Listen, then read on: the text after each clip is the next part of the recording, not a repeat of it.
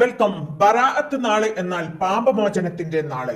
ഷഹബാൻ 15-ാം രാവാണ് ബറാഅത്ത് നാൾ. ഈ രാവിന് പുണ്യവും പവിത്രതയും ഉണ്ടെന്ന് വിശുദ്ധ ഖുർആനും ഹദീസുകളും നമ്മോട് വ്യക്തമാക്കുന്നുണ്ട്. ഖുർആനിലെ ലൈലത്തുൽ മുബാറക്ക എന്ന് പറഞ്ഞ അധ്യായം ബറാഅത്ത് രാവിനെയാണ് ഉദ്ദേശിക്കുന്നതെന്ന് നിരവധി പ്രഗത്ഭ ഖുർആൻ വ്യാഖ്യാതാക്കൾ വ്യക്തമാക്കുന്നുണ്ട്. ബറാഅത്ത് രാവിൽ ആയുസ്സിനെ വർദ്ധിപ്പിക്കാനും ഭക്ഷണത്തിൽ വിശാലത ഉണ്ടാവാനും നമ്മുടെ അന്ത്യം നന്നാവാനുമാണ് നമ്മൾ യാസീനുകൾ ഓതുന്നത്.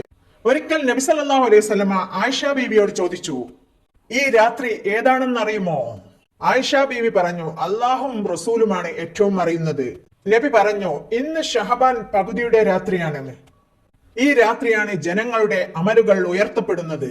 കൽബ് ഗോത്രക്കാരുടെ ആടുകളുടെ രോമത്തിന്റെ എണ്ണമനുസരിച്ച് നരകമോചനം അള്ളാഹു കൊടുക്കുന്നുണ്ട്.